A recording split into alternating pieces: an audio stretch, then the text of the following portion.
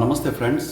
ಇವತ್ತಿನ ಒಂದು ವಿಡಿಯೋದಲ್ಲಿ ಏನಂತಂದರೆ ಒಂದು ಬಾಯ್ಲರ್ ಫೀಡ್ ಪಂಪ್ ಯಾವ ರೀತಿ ಸ್ಟಾರ್ಟ್ ಮಾಡಬೇಕು ಮತ್ತು ಅದಕ್ಕೆ ಬೇಕಾಗಿರ್ತಕ್ಕಂಥ ಒಂದು ಪರ್ಮಿಷನ್ ಏನೇನಿದೆ, ಸೊ ಅದರಲ್ಲಿ ಯಾವ ಪ್ಯಾರಾಮೀಟರ್ನ ನಾವು ನೋಡ್ತಾ ಬರಬೇಕು ಅಂತಕ್ಕಂಥ ನಾನು ಈ ಒಂದು ವಿಡಿಯೋದಲ್ಲಿ ನಿಮಗೆ ತಿಳಿಸ್ಕೊಡ್ತೀನಿ. ಸೊ ಅಂದರೆ ಇಲ್ಲಿ ನಾನೇನಂದರೆ ಒಂದು ಸೆಟ್ ಆಫ್ ಪ್ಯಾರಾಮೀಟರ್ಸ್ ಇಲ್ಲಿ ಬರೆದಿದ್ದೀನಿ. ಅದನ್ನು ನಾವೇನಪ್ಪ ಅಂದರೆ ಒಂದು 100% DCS ಅಂತ ತೆಗೆದುಕೊಂಡಾಗ ಅಂದರೆ ಒಂದು ಕೆಲವೊಂದು ಪ್ಯಾರಾಮೀಟರ್ ಅಂದರೆ ನಾವು ಫೀಡಲ್ ಕ್ಲಿಯರೆನ್ಸ್ ತೊಗೊಳ್ಬೇಕಾಗುತ್ತೆ. ಸೊ ಆಲ್ಮೋಸ್ಟ್ ಅಂದರೆ ಎಲ್ಲ ಪ್ಯಾರಾಮೀಟರ್ ಅಂದರೆ ಒಂದು DCS ಅಲ್ಲಿ ನಾವು ತೆಗೆದುಕೊಂಡಾಗ, ಸೊ ಅಂದರೆ DCS ಅಲ್ಲಿ ಯಾವಾಗ ನಾವು ಏನು ಮಾಡ್ತೀವಿ ಅದನ್ನು ಒಂದು ಕಂಟ್ರೋಲ್ ರೂಮಲ್ಲಿ ಕೂತ್ಕೊಂಡಾಗ ಅಂದರೆ ಫೀಡ್ ಪಂಪ್ ಸ್ಟಾರ್ಟ್ ಮಾಡಬೇಕಾದ್ರೆ ಆ ಪರ್ಮಿಷನ್ಸ್ ಎಲ್ಲ ನಮಗೆ ಹೆಲ್ದಿಯಾಗಿ ತೋರಿಸ್ಬೇಕಾಗುತ್ತೆ. ಸೊ ಅಂದರೆ ಯಾವ್ಯಾವ ಪ್ಯಾರಾಮೀಟರ್ಗಳನ್ನು ನಾವಿಲ್ಲಿ ನೋಡ್ತಾ ಬರಬೇಕು ಅಂತಕ್ಕಂಥ ನಾನಿಲ್ಲಿ ಒಂದು ಪ್ಯಾರಾಮೀಟರ್ಸನ್ನು ಬರೆದಿರ್ತೀನಿ. ಸೊ ಫಸ್ಟ್ ಏನಂತಂದರೆ ಡಿ ಏರೇಟರ್ ಲೆವೆಲ್ ನಮಗೆ ಏನಾಗಿರಬೇಕು, ನಾರ್ಮಲ್ ಆಗಿರಬೇಕು. ಅದರ ಸ್ಟೇಟಸ್ ನಿಮಗೆಲ್ಲ ಹೇಳಿ ತೋರಿಸ್ಕೊಟ್ಟಿರ್ತೀನಿ. So D aerator level normal ಆಗಿರಬೇಕು. ಮತ್ತು ಕಾಮನ್ ಸೆಕ್ಷನ್ ವಾಲ್ ಅಂದರೆ ಒಂದು ಡಿ ಏರೇಟರ್ ಕೆಳಗಡೆ ಒಂದು ಕಾಮನ್ ಸೆಕ್ಷನ್ ವಾಲ್ವ್ ಅಂತ ಇರುತ್ತೆ. ಅದು ಆಲ್ಮೋಸ್ಟ್ ಫೀಲ್ಡಲ್ಲೇ ಇರುತ್ತೆ. ಸೊ ಫೀಲ್ಡ್ ಆಪ್ರೇಟರ್ನ ಕಾಂಟ್ಯಾಕ್ಟ್ ಮಾಡಿಕೊಂಡು ಆ ವಾಲ್ ಓಪನ್ ಆಗಿದೆಯೋ ಅಥವಾ ಕ್ಲೋಸ್ ಆಗಿದೆ ಅಂತಕ್ಕಂಥದ್ದಲ್ಲಿ ಕನ್ಫರ್ಮೇಷನ್ ಮಾಡ್ಕೋಬೇಕು. ಸೊ ಆ ಒಂದು ವಾಲ್ ಕಂಡೀಷನ್ ಇರಬೇಕಲ್ಲಿ ಓಪನ್ ಆಗಿರಬೇಕು. ಮತ್ತು ಸೆಕ್ಷನ್ ವಾಲ್ ಅಂದರೆ ಫೀಡ್ ಪಂಪ್ ಸೆಕ್ಷನ್ ವಾಲ್ ಏನಿರಬೇಕಲ್ಲಿ ಓಪನ್ ಕಂಡೀಷನಲ್ಲಿ ಇರಬೇಕು. ಮತ್ತು ಫೀಡ್ ಪಂಪ್ ಡಿಸ್ಚಾರ್ಜ್ ವಾಲ್ ಬಂದುಬಿಟ್ಟಿರಂದರೆ ಕ್ಲೋಸ್ಡ್ ಕಂಡೀಷನಲ್ಲಿ ಇರಬೇಕು. ಸೊ ಏನಂದರೆ ಒಂದು ಇವಾಗ ನಮಗೆ ಕಂಟ್ರೋಲ್ ರೂಮ್ ಇಂಜಿನಿಯರ್ ನಾವು ಫೀಡ್ ಪಂಪ್ ಸ್ಟಾರ್ಟ್ ಮಾಡಬೇಕು ಅಂತ ಕೇಳ್ಕೊಂಡಾಗ ಆ ಒಂದು ಮಿನಿಮಮ್ ರೆಫರೆನ್ಸ್ ಎಷ್ಟು ಇರಬೇಕು ಅಂತಂದರೆ ಅಲ್ಲಿ 50% ರೆಫರೆನ್ಸ್ ನಾವು ಅಲ್ಲಿ ಏನಂದರೆ ಎಂಟ್ರಿ ಮಾಡಿಬಿಟ್ಟು ಅದನ್ನು ಸ್ಟಾರ್ಟ್ ಮಾಡಬೇಕಾಗುತ್ತೆ. ಸೊ ಅದಕ್ಕೆ ನಾವೇನಂದರೆ 50% ಅವ್ರು ಕೊಟ್ಟಿದ್ದಾರೆ ಇರುವಂತಕ್ಕಂಥ ನಾವಲ್ಲಿ ಕಾಂಟ್ಯಾಕ್ಟ್ ಮಾಡಿಬಿಟ್ಟು ಕೇಳ್ಕೊಬೇಕಾಗುತ್ತೆ. ಸೊ ಅದಾದ ನಂತರ ಯಾವುದೇ ರೀತಿಯಾದ ಓವರ್ಲೋಡ್ ಅಲ್ಲಿ ಇರಬಾರ್ದು. ಅಂದರೆ ಈ ಓವರ್ಲೋಡ್ ಟ್ರಿಪ್ ಏನು ಬಂದಿರುತ್ತಲ್ಲ ಆ ಒಂದು ಇಂಡಿಕೇಶನ್ ಕೂಡ ಏನಂದರೆ ನಮಗೆ ಹೆಲ್ದಿಯಾಗಿ ಇರಬೇಕು. ಅಂದರೆ ಯಾವುದೇ ರೀತಿಯಾದ ಎರರ್ ನಮಗೆ ಅಲ್ಲಿ ತೋರಿಸ್ಕೊಡ್ಬಾರ್ದು. ಸೊ ಅದು ಕೂಡ ಏನಿರಬೇಕು, ಇಲ್ಲಿ ನಾರ್ಮಲ್ ಆಗಿರಬೇಕು. ಸೊ ಪಂಪ್ ಬೇರಿಂಗ್ ಟೆಂಪ್ರೇಚರ್ ಕೂಡ ಏನಂತಂದರೆ ಈ ಒಂದು ಪ್ಯಾರಾಮೀಟರ್ ಅಂದರೆ ಅಲ್ಲಿ ಹೆಲ್ದಿಯಾಗಿ ಅಂದರೆ ನಾರ್ಮಲ್ ಆಗಿ ತೋರಿಸ್ಬೇಕು ನಮಗೆ.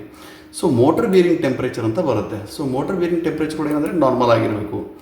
ಸೊ ಮೋಟರ್ ವೈಂಡಿಂಗ್ ಟೆಂಪ್ರೇಚರ್ ಕೂಡ ಏನಪ್ಪ ಅಂತಂದರೆ ನಾರ್ಮಲ್ ಆಗಿ ಇರಬೇಕು. ಸೊ ಅದಾದ ನಂತರ ಏನಂತಂದರೆ ಡಿಫರೆನ್ಷಿಯಲ್ ಪ್ರೆಷರ್ ಅಂದರೆ ನಮ್ಮದು ಸ್ಟ್ರೈನರ್ ಕ್ಲೀನ್ ಮಾಡಿದಾರೋ ಇಲ್ವೋ, ಸೊ ಅದು ಏನಂದರೆ ಒಂದು DP ಬರುತ್ತೆ. DP ಕೂಡ ಏನಂತಂದರೆ ಒಂದು ನಾರ್ಮಲ್ ಆಗಿ ಇರಬೇಕಲ್ಲಿ.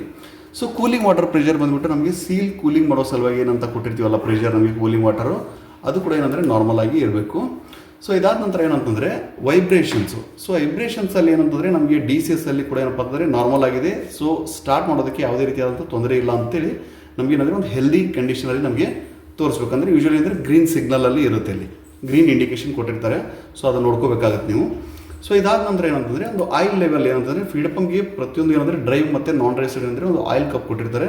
ಸೊ ಆಯಿಲ್ ಲೆವೆಲಲ್ಲಿ ಏನಪ್ಪ ಅಂದರೆ ನಾವು ಆಯಿಲ್ ಟಾಪ್ ಅಪ್ ಮಾಡಿದೋ ಇಲ್ಲೋ ಅಂತಕ್ಕಂಥ ನಾವು ಕನ್ಫರ್ಮೇಷನ್ ತೆಗೆದುಕೊಳ್ಬೇಕಾಗುತ್ತೆ. 14ನೇ ಪಾಯಿಂಟ್ ಏನಂತಂದರೆ ನಮಗೆ ಇಲ್ಲಿ ARC ವಾಲ್ವ್ ಅಥವಾ ಮಿನಿಮಮ್ ರೀಸರ್ಕ್ಯುಲೇಷನ್ ಅಂತ ಕೊಟ್ಟಿರ್ತಾರೆ.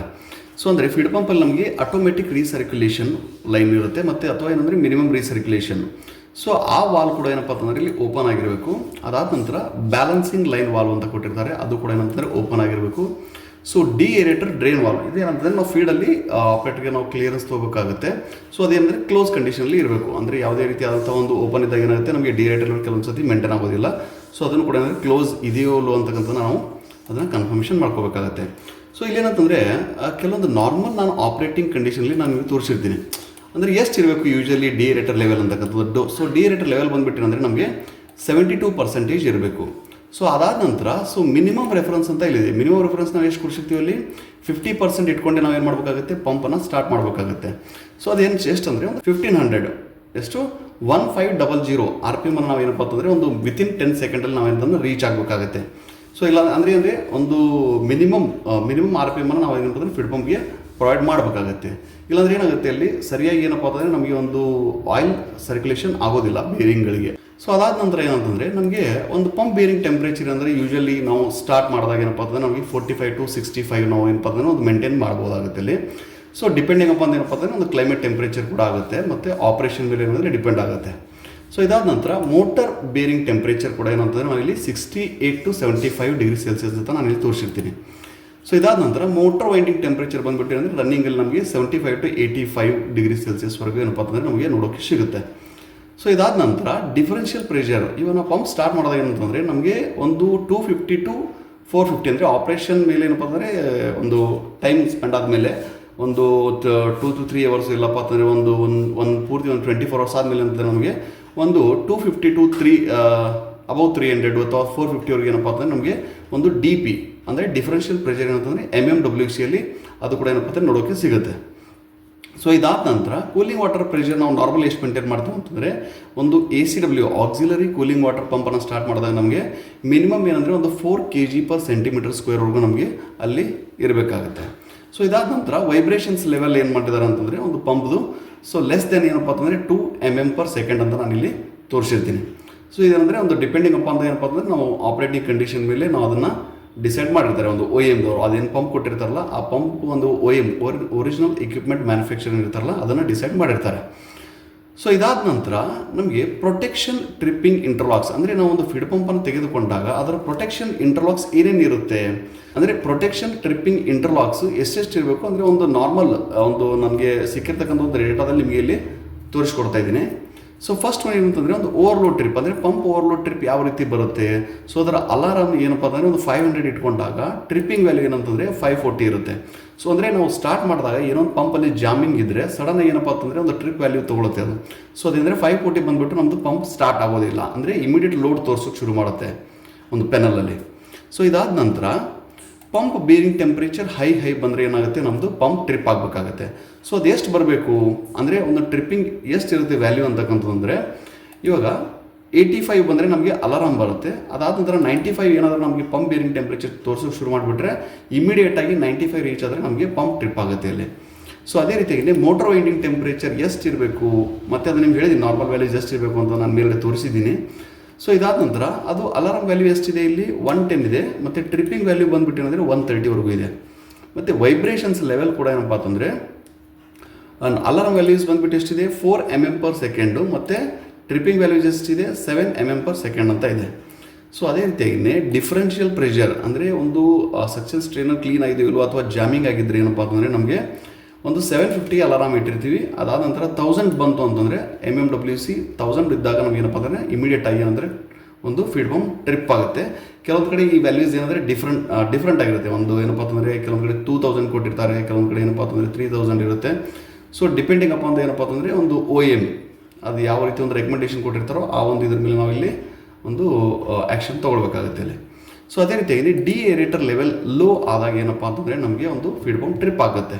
ಸೊ ಅದನ್ನು ನಾವೇನು ಮಾಡ್ತೀವಿ 55 ಅಲಾರಾಮ್ ಈ ಅಲಾರಾಮ್ ನೀವೇನಪ್ಪ ಅಂದರೆ ವ್ಯಾಲ್ಯೂ ಚೇಂಜ್ ಮಾಡ್ಕೋಬೋದು. ಅಂದರೆ ನಿಮಗೆ ತಕ್ಷಣ ಒಂದು ಏನಪ್ಪ ಅಂತಂದರೆ ಡಿಏರೇಟರ್ ಲೆವೆಲ್ ಕಡಿಮೆ ಆಗ್ತಾ ಇದೆ ಅಂತಕ್ಕಂಥ ನಿಮ್ಗೆ ಗಮನಕ್ಕೆ ಬರಬೇಕು ಅಂತಂದರೆ ನೀವು 55 ಇಟ್ಕೋಬೋದು ಅಥವಾ 60 ಇಟ್ಕೋಬೋದು. ಸೊ ಏನಂದರೆ 14 ಇಟ್ಕೋಬೋದು. ಸೊ ಇದಾದ್ಮೇಲೆ ನಾನು ಇಲ್ಲಿ ಏನು ಕನ್ಸಿಡರ್ ಮಾಡಿದ್ದೀನಿ ಅಂದರೆ 55 ತೊಗೊಂಡಿದ್ದೀನಿ. ಸೊ ಮತ್ತು ಅಕಸ್ಮಾತ್ ಏನಂದರೆ ಡಿಏರೇಟರ್ ಲೆವೆಲ್ ನಿಮಗೆ 20 ಬಂತು ಅಂತಂದರೆ ಒಂದು ಫೀಡ್ ಪಂಪ್ ಟ್ರಿಪ್ ಆಗಬೇಕಾಗುತ್ತೆ. ಇಲ್ಲಾಂದರೆ ಕಡಿಮೆ ವಾಟರ್ ಆಗ್ತಾ ಬಂತು ಅಂತಂದರೆ ನಮ್ಮದು ಪಂಪ್ ಸೀಸ್ ಆಗೋ ಚಾನ್ಸಸ್ ತುಂಬಾ ಇರುತ್ತೆ ಅಲ್ಲಿ. ಸೊ ಅದೇ ರೀತಿಯಾಗಿ ಕೂಲಿಂಗ್ ವಾಟರ್ ಪ್ರೆಷರ್ ಏನಪ್ಪ ಅಂತಂದರೆ ಒಂದು ಕೂಲಿಂಗ್ ವಾಟರ್ ಪ್ರೆಷರ್ ಲೋ ಆದಾಗ ನಮಗೆ ಏನಾಗುತ್ತೆ ಒಂದು 2 kg ಅಲಾರಾಮ್ ಬರುತ್ತೆ ಮತ್ತು 1 kg ಬಂದರೆ ಒಂದು ಟ್ರಿಪ್ ಆಗುತ್ತೆ ಫೀಡ್ ಪಂಪು. ಸೊ ಇದನ್ನು ಕೂಡ ಏನಪ್ಪ ಅಂತಂದರೆ ಒಂದು ಪ್ರೊಟೆಕ್ಷನ್ ಟ್ರಿಪ್ಪಿಂಗ್ ಇಂಟರ್ಲಾಕ್ಸ್ ಅಂತ ನಾವು ಕರಿತೀವಿ. ಸೊ ಇದೆಲ್ಲ ಬಂದ್ಬಿಟ್ಟು ಏನಂದರೆ ಒಂದು ಬಾಯ್ಲರ್ ಫೀಡ್ ಪಂಪ್ಗೆ ಬೇಕಾಗಿರತಕ್ಕಂತಹ ಒಂದು ಸ್ಟಾರ್ಟ್ ಪರ್ಮಿಷನ್ ಏನೇನಿದೆ ಮತ್ತು ಅದಕ್ಕೆ ಒಂದು ಪ್ರೊಟೆಕ್ಷನ್ ಇಂಟರ್ಲಾಕ್ಸ್ ಏನೇನು ಕೊಟ್ಟಿದ್ದಾರೆ ಅಂತಕ್ಕಂಥದ್ದು ನಿಮ್ಗೆ ಏನಪ್ಪ ಅಂತ ನಾನು ಇಲ್ಲಿ ಹೇಳ್ಕೊಟ್ಟಿದ್ದೀನಿ. ಸೊ ಇನ್ನಷ್ಟು ಮಾಹಿತಿಯನ್ನು ಏನಪ್ಪ ಅಂತಂದರೆ ನಾನು ಫೀಡ್ ಪಂಪ್ ಬಗ್ಗೆ ಇನ್ನೂ ಕೆಲವೊಂದಷ್ಟು ವಿಡಿಯೋಗಳನ್ನು ಮಾಡ್ತಾಯಿದ್ದೀನಿ. ಸೊ ಅದನ್ನು ಕೂಡ ಏನಪ್ಪ ಅಂತಂದರೆ ನಿಮ್ಮ ಜೊತೆಗೆ ಶೇರ್ ಮಾಡ್ಕೊತೀನಿ.